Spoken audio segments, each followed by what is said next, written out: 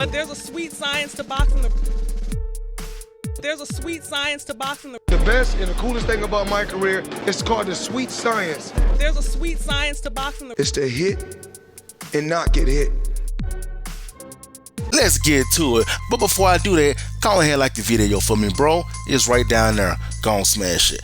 Now, man, listen. First and foremost, the sport of boxing is missing people like David Benavidez. David Benavidez is the type of person that the sport of boxing need nowadays. I mean, because he's somebody who come out and let it be known, I don't need this fight. I'm taking it because of my fans. This is what David Benavidez was saying on his interview with Najee from Cigar Talk. This is what he was saying. He didn't need that fight. I don't even think it was his mandatory or nothing like that. He didn't have to take it. He just took it because the fans wanted to see it. This is actually one of the fights that I had been talking about myself. And I had been saying, man, I wish David Benavidez would find a way to fight David Morrell soon. And as you guys already know, it's going to be happening February the 1st, 2025 in the T-Mobile Arena. We already know this, right? But what we didn't know is that he only did it for the fans. Check out the full clip on what he told Najee from Cigar Talk. Check this out.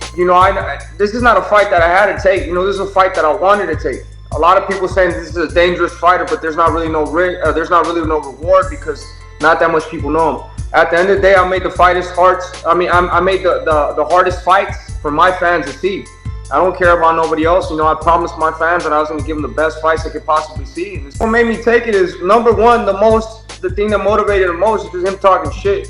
Just him saying that he could beat me, that I'm running from him. So I let him run his mouth here and there. And, like I said, when the best time to make it happen was right now. And a lot of people said I was ducking him. So that's another motive for the fight. And like I said, number three, for my fans. Like I said, if there's people that are going to be running their mouth saying that they can beat Benavidez, I want to give my fans 100% confidence that they could back me up in whatever situation. Now, you guys see that? You see, this is what boxing is not nowadays. Boxing has gotten soft. We need people like David Benavidez. We need boxers like him with that type of mentality. No, forget the money. No, forget saying, oh, is he my mandatory? Because if he's not, then I'm not going to fight him. Forget if he's a big name or not. Forget all that. Fight the people that the fans want you to fight. Because 9 times out of 10, a hardcore boxing fan will line you up with somebody that's logical. Especially if you're one of the best. Okay, we want you to fight the best as well. Even if somebody tell me, bro, David Morrell ain't logical for David Benavidez, he ain't one of the best. Shut up. Because if you think like that, then it means that you don't even watch David Morrell. You haven't seen what he's done. David Morrell is a dangerous fight for David Benavidez. There's so much of a dangerous fight that even I said, I think David Morrell gonna win this. Yes, that's what I said on one of my old videos when I was covering both fighters. David Morrell is gonna be a real threat for David Benavidez. And David Benavidez letting it be known, hey, he was talking like he can beat me, so I want him to come and prove it. On top of that, my fans wanted it. We need that type of mentality. But now people saying, oh, give me $200 million, then I'll fight him, like Canelo did. And now people saying, give me a multiple fight deal, not just a one fight deal, and then I'll fight him, like Shakur did.